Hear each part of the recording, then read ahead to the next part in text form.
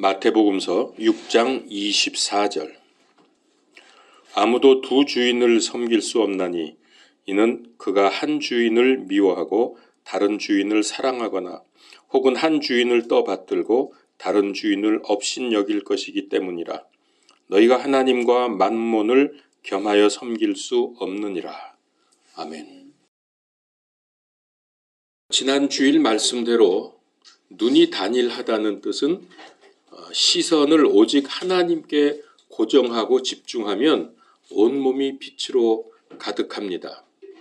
반대로 눈이 악하다고 하는 것은 믿음 생활을 하면서도 세상에 관심을 두고 세상을 바라보아서 시선이 나뉘는 것을 뜻합니다. 그러면 인생이 어두워진다고 했습니다. 자, 오늘 24절 두 주인을 섬긴다는 의미는 그거와 연결시켜보면 금방 알 수가 있겠죠. 이것은 하나님과 세상을 동시에 가지려고 한다는 뜻입니다. 두 주인을 섬기려고 하는 거죠. 그런데 이게 불가능하다는 것을 말씀하십니다. 둘 다 완전히 가질 수가 없어서 결국은 둘 다 가지려고 할 때 둘 중 하나는 떠받들게 되고 다른 하나는 업신여기게 된다.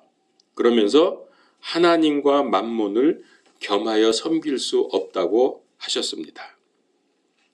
이건 너무나 당연하지요. 우리는 많은 경험을 했습니다. 세상에 눈이 돌아가면 아무리 교회 잘 나오고 헌금하고 봉사하고 예배하고 전도에 참가한다 해도 그게 올바른 의미로 되지를 않습니다. 그러나 영적 생활로 코람데오의 삶을 살면 자동으로 세상에 관심이 없어지고 세상 것들도 의미가 없어집니다. 제가 다시 말하지만 하나님과 깊은 영적 만남과 동시에 세상에 빠져서 죄 속에 살 수 없습니다. 이걸 적나라하게 표현하면 나를 온전히 하나님께 바치면서 동시에 마귀에게 나를 내어줄 수 없다는 뜻입니다. 마음이 있는 곳에 눈길이 가게 되죠. 하늘을 바라보면서 동시에 땅을 볼 수 없습니다. 왜냐하면 육적으로는 사시가 있어도 영적인 사시는 없습니다. 그런데 많은 교인들이 하나님께도 잘 보여서 하늘의 보물을 쌓으면서 동시에 세상에서도 죄악의 쾌락을 만끽하고 싶어 합니다. 이런 사람들이 참 많습니다. 꼭 먹고 알 먹고 둥지 털고 불 떼고 도랑치고 가재 잡고 발 담그고 물 구경하고 마당 쓸고 동전 줍고 님도 보고 뽕도 따고 누이 좋고 매부 좋고 이런 삶을 살기를 원하지요. 근데 불가합니다. 절대로 불가합니다. 이건 시선이 나뉘어서 결국은 어두움을 사는 것이 됩니다. 결코 지혜로운 게 아니라 어리석은 짓입니다. 혹시 이단이나 사이비에 빠져서 재산 바치고 몸 바치고 시간을 바치는 경우 말고 단일한 시선으로 오직 하나님만 바라보면서 진실하게 믿음 생활하는 사람을 세상 사람들, 심지어는 교인들도 뭐라 그러냐면 이런 사람을 꼴통이다, 맹신자다, 또 광신자다 이렇게 비난을 합니다. 하나님만 바라보고 사는 사람들을 향해서 그런 말을 하죠. 이 마귀의 공격입니다. 이런 질문을 하는 사람이 있었습니다. 그리스도인이 복권 사도 됩니까? 여러분의 답변은 어떻습니까? 제 답변은 이겁니다. 복권을 사는 이유가 무엇인지 생각을 해보면 답이 나올 거다. 뻔하지 않습니까? 하나님이 나한테 원하는 만큼 이것저것 특별히 돈 주시지 않으니까 하나님 없이 돈이 생기면 좋겠다 이거 아닙니까? 경제적으로 어려울수록 더욱 하나님을 의지해야 합니다. 근데 이게 복권에 자꾸 눈을 돌리면 안 됩니다. 심지어는 목사님들 중에서도 그런 얘기 하는 사람이 있어요. 복권 사서 교회 건축하면 되지. 역사하시면 복권도 당첨이 된다. 이런 식으로 말을 합니다. 그리고 복권을 사지 말라고 이렇게 정확하게 딱 잘라서 말을 하면은 이렇게 말합니다. 아, 목사님 그냥 재미로 사는 건데 뭐 그리 정색하면서 말할 필요가 있어요? 아니, 재미있는 게 없어서 도박에 해당되는 복권으로 재미를 보겠다는 겁니까? 어떤 목사님이 이런 말을 했어요. 환자 신방을 가게 돼서 같이 갈 신방 대원에게 좀 갈 수 있는 사람에게 전화를 했답니다. 오늘 같이 가자고. 그랬더니 목사님 저 오늘 못 가요. 신문에서 오늘의 운세를 봤는데 오늘은 사람들 만나지 말라고 했어요. 혹시 여러분들 오늘의 운세 그런 거 봅니까? 저도 미국에서 어떤 사람이 운세를 가끔 본다고 해서 제가 그런 거 보지 말라고 했습니다. 그랬더니 그분도 그래요. 목사님 그거 재미로 보는 거예요. 말은 재미 삼아 본다고 하지만 나도 모르게 그것에 지배를 당하는 게 사람입니다. 목사님 중에도 이런 말을 할 때가 있어요. 아, 오늘 운이 나빠서 이런 일이 생겼다. 나는 운이 없나 봐. 그 운이 뭐예요? 운세를 말하는 거잖아요. 좀 어이가 없더라고요. 제가 생각나는 일이 하나 있습니다. 미국에 가기 전에 영등포 교회에서 있었는데 교회 가까이에 한 분이 그 새신자 등록을 해서 이제 새신자 신방을 갔습니다. 그 영등포 시장에서 아주 가까웠는데 손으로 밀어도 벽이 무너질 것 같은 그런 아주 허름한 냄새가 많이 나는 그런 집에 할머니 한 분이 계셨습니다.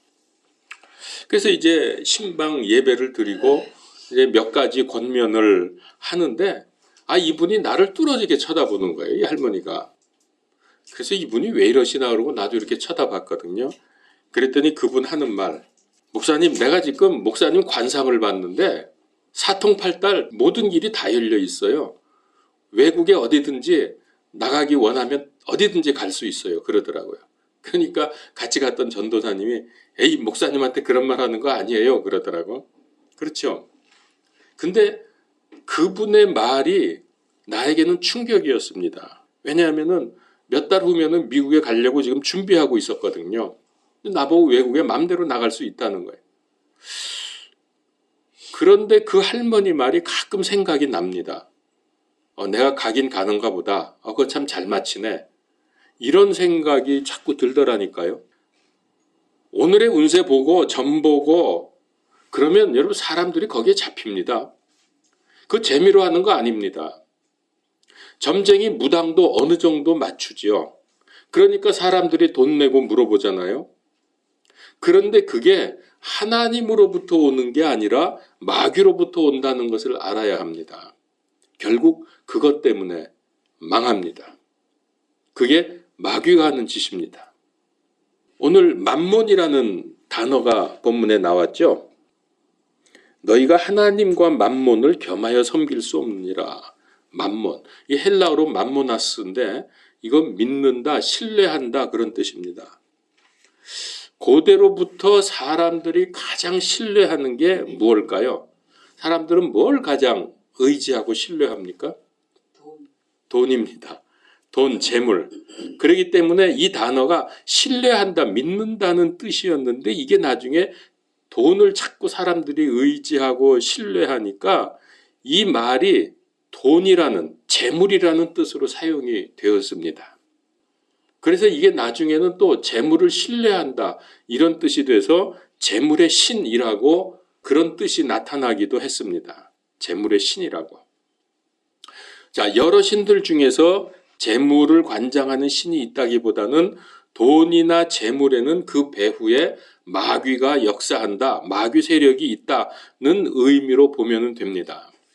그래서 하나님을 섬기면 하나님의 청지기가 되어서 재물들을 비롯해서 세상을 관리할 수 있게 되지만 반대로 재물을 섬기면 재물의 종이 되어서 마귀의 지배를 받게 됩니다. 향락과 쾌락의 종으로 살다가 오늘 주일 됐네? 그리고 교회로 뛰어왔습니다. 예배가 제대로 됩니까? 말씀이 들립니까? 기도가 옳게 됩니까? 사람은 절대로 두 주인을 섬길 수가 없습니다. 하나님의 청지기로서 재물을 사용한다면 그건 오케이. 복음서에 보면은 예수님께서 이상한 말씀을 하셨어요. 낙타가 바늘귀를 지나가는 것이 부자가 하나님 왕국에 들어가는 것보다 쉬우니라. 그 마태복음 19장 24절에 있는데요. 자, 그 말씀을 하시니까 제자들이 놀랐습니다. 그러면 누가 구원을 받나요? 그때 예수님이 이렇게 답변하십니다. 사람들에게는 이것이 불가능하나 하나님께는 모든 것이 가하니라. 그러니까 부자가 그렇게 구원받기가 힘들어요. 바늘귀에 대한 해석은 많이 있습니다만 어쨌든 거의 불가능하다는 말씀이죠. 그럼 누가 구원받냐? 그랬더니 그래도 하나님은 하실 수 있다. 여러분 이게 무슨 뜻입니까? 부자들은요. 10이면 9은 돈이 많아서 죄짓고 딴짓합니다. 이상한 짓 하면서 삽니다. 그래도 그 중에서도 하나님의 은혜로 하나님의 역사로 부자이면서도 하나님의 뜻에 맞도록 돈을 사용하면서 믿음 생활하는 사람도 드물게 있기 때문에 하나님은 그런 사람을 선택하는 겁니다. 그러니까 무조건 돈이 많으면 구원 못 받는 게 아니라 그 돈을 어떻게 사용하느냐 이게 중요한 것이죠. 그러니까 하나님을 잘 믿는 부자는 하나님 왕국에 들어갈 수 있습니다. 디모데전서 6장 10절 돈을 사랑함이 모든 악의 뿌리니 어떤 자들이 돈을 탐내다가 믿음에서 떠나 잘못하고 많은 고통으로 자기를 찔러 꿰뚫었도다. 여러분 돈 잘못 사용하면 그 돈이 자기를 찔러 꿰뚫어 버립니다. 완전 망하고 죽는 거죠. 돈이 그렇게 무서운 거예요. 그러나 그 중에서도 하나님의 청지기로서 돈을 사용하는 사람들은 하나님의 백성이 될 것이고 오히려 하늘에 많은 상급이 쌓일 것입니다. 그 많은 유혹을 다 뿌리치고 올바르게 사용했기 때문에. 아주 중요한 잠언의 말씀이 있습니다. 잠언서 11장 28절. 자기 재물을 신뢰하는 자는 넘어지려니와 의로운 자는 나뭇가지처럼 번성하리라. 다시 자기 재물을 신뢰하는 자는 어떻게 돼요? 넘어지려니와 의로운 자는 가지처럼 나뭇가지처럼 번성하리라. 돈 벌고 돈 많은 것이 죄가 아닙니다. 문제는 그것을 바른 재물관, 바른 경제관을 가지고 사용해야 한다는 거죠. 근데 이게 사람들이 안 된다는 거예요. 거의 안 된다는 거죠. 무엇이 올바른 재물관이고 경제관입니까? 간단합니다. 이 한 가지만 기억하십시오. 내게 있는 돈, 내가 가지고 있는 재물, 이거는 하나님이 주셨다고 생각하시면 됩니다. 이게 올바른 생각입니다. 하나님이 주셨다는 생각이 없으면 그 돈이 재앙입니다. 하나님의 뜻을 이루시려고 하나님께서 나에게 주신 건데 그거는 관심이 없고 나만을 위해서 사용하고 죄 짓는 데 사용하니까 문제가 됩니다. 자, 성경을 찾읍시다. 신명기 8장 17절 18절. 아주 중요한 말씀입니다. 이 말씀을 잘 받아들이시고 살면 하나님으로부터 큰 칭찬과 상이 주어질 것입니다. 또 내가 마음속으로 이르기를 내 능력과 내 손의 힘으로 내가 이 재물을 얻었다 할까 염려하노라. 오직 너는 주 내 하나님을 기억하라. 내게 재물을 얻을 능력을 주시는 분께서 곧 그분이시니 이것은 그분께서 내 조상들에게 맹세하신 자신의 약속을 이날과 같이 굳게 세우려 하심이니라. 알겠습니까? 그러니까 여러분, 그럼 돈 열심히 벌 필요 없겠네. 아닙니다. 우리 그리스도인들은 돈 열심히 벌어야 돼요.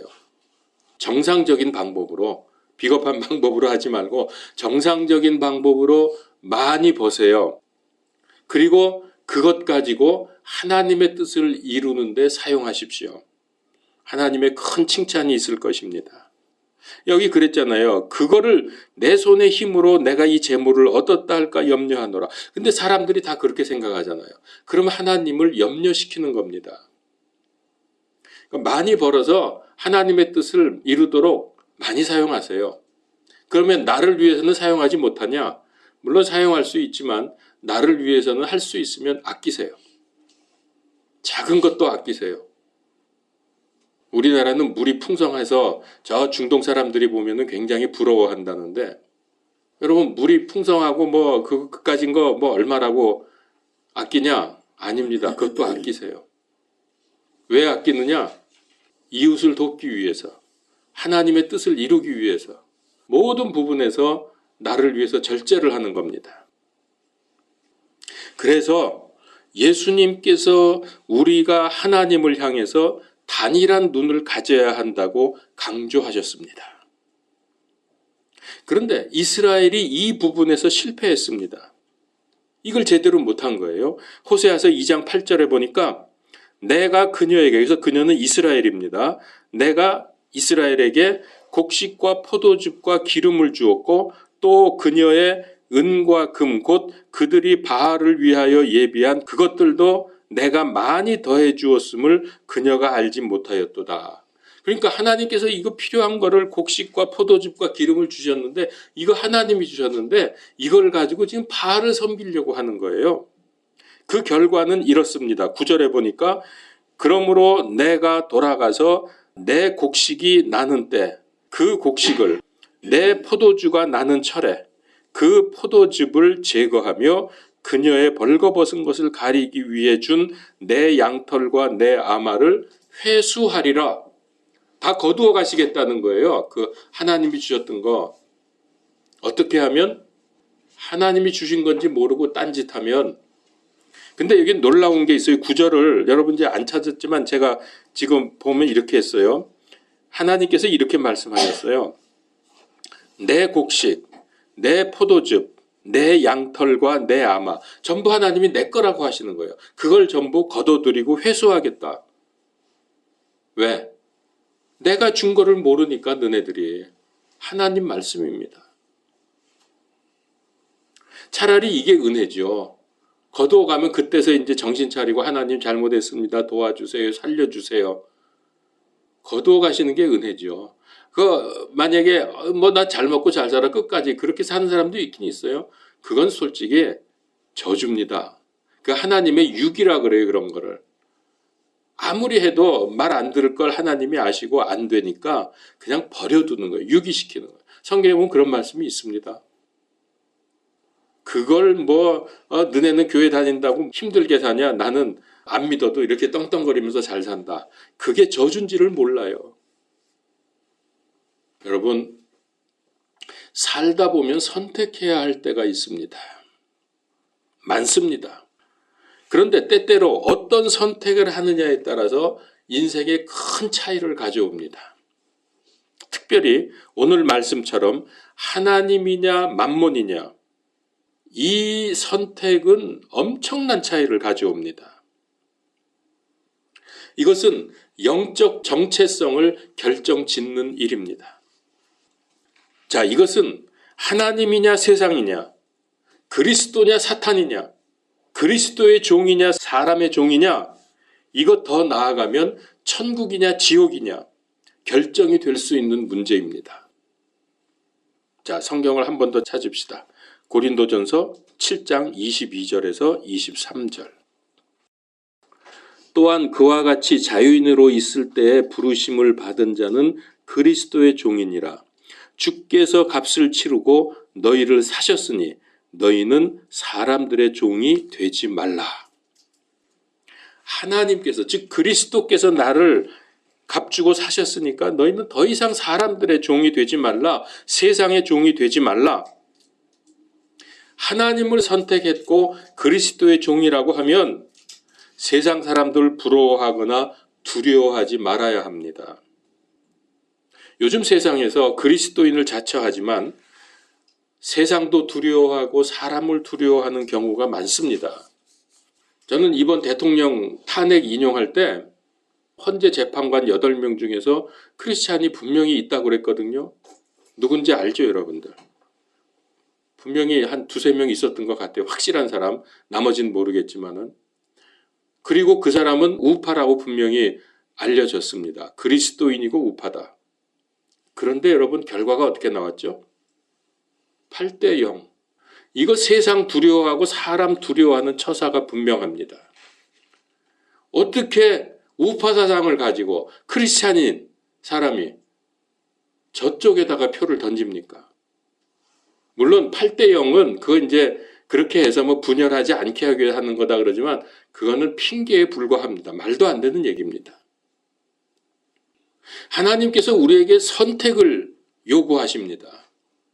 이거는 결단입니다. 또 찾읍시다.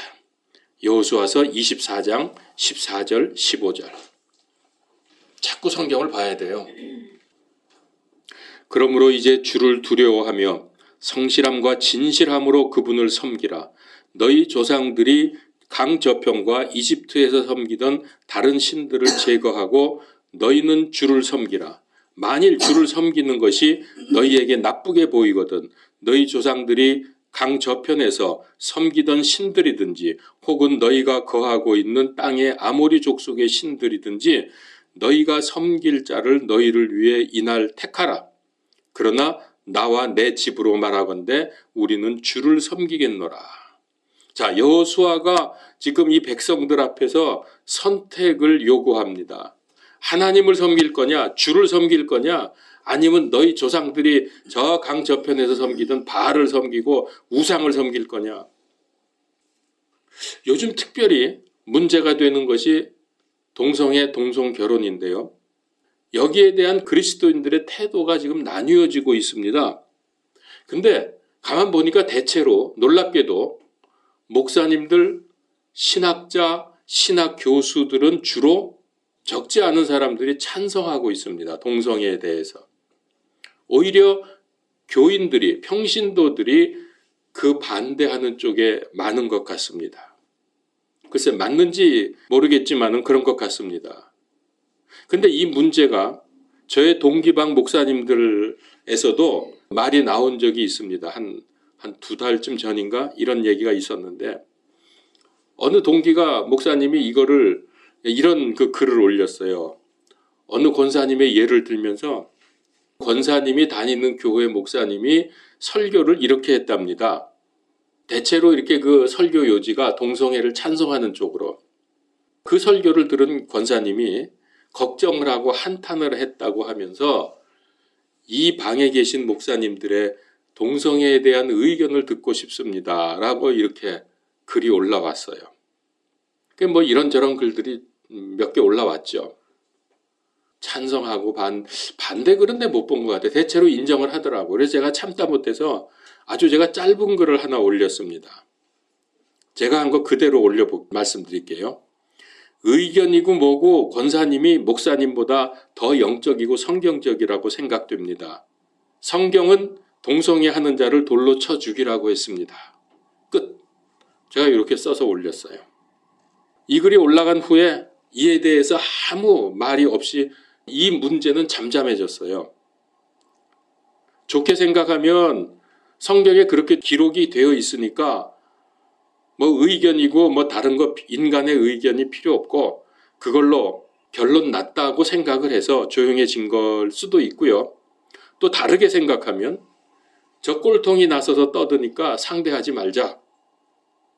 둘 중에 어떤 건지 전 모르겠습니다만은 어쨌든 이 문제가 갑자기 조용해졌습니다.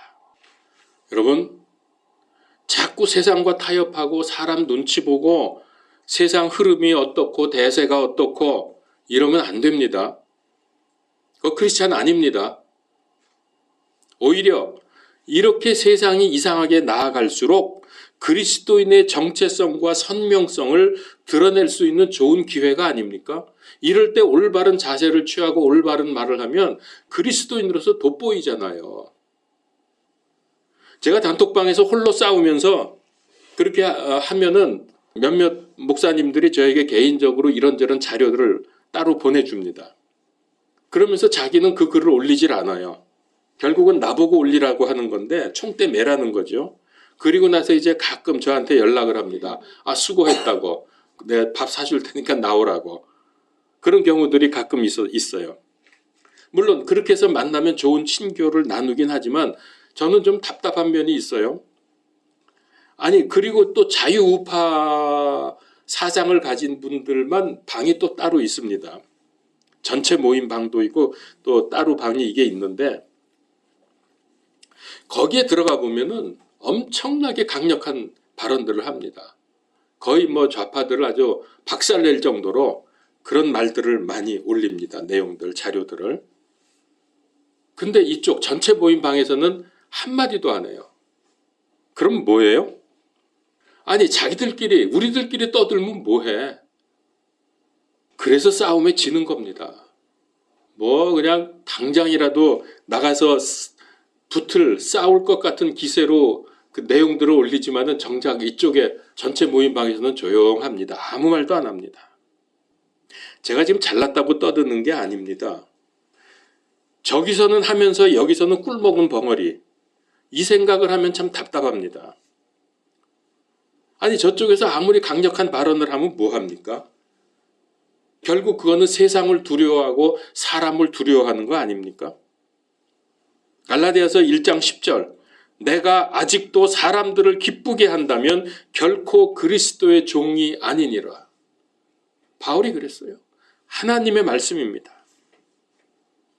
한 유대인 여자가 예수님을 영접했습니다. 가족들은 예수님을 네가 버리기만 하면 네가 원하는 거 다 들어주겠다고 하면서 회유했습니다.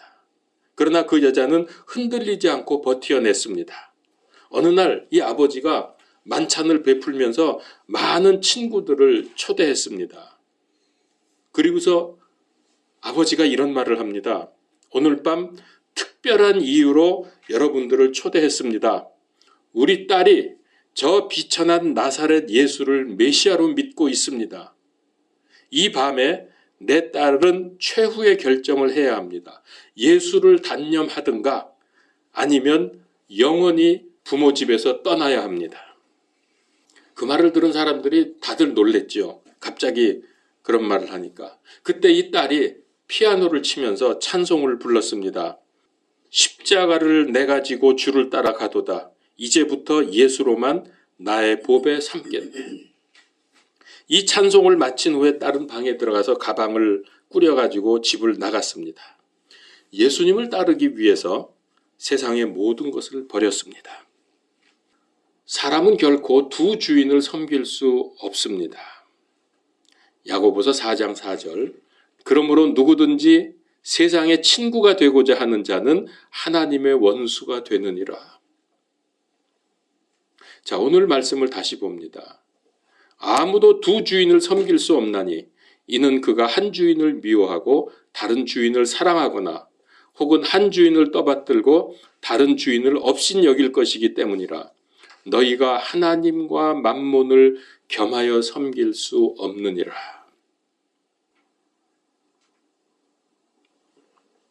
기도하겠습니다. 참 하나님 우리 보실 때 얼마나 답답하고 괴로우십니까? 어떻게든지 두 개를 다 가지려고 꼼수를 쓰고 있는 우리들을 볼 때에 내치시지도 아니하시고 오히려 끌어안으시려고 하는데도 안기지도 않는 우리들입니다. 하나님 이제 오늘 말씀을 통해서 우리가 결단하기를 원합니다. 우리에게 올바른 마음, 올바른 선택할 수 있는 마음을 갖게 하여 주옵소서. 우리는 본질상 진노의 자녀들이라 이게 안 됩니다. 결단을 했다가도 얼마 안 가서 곧바로 무너져버리고 세상에 빠져버리고 맙니다.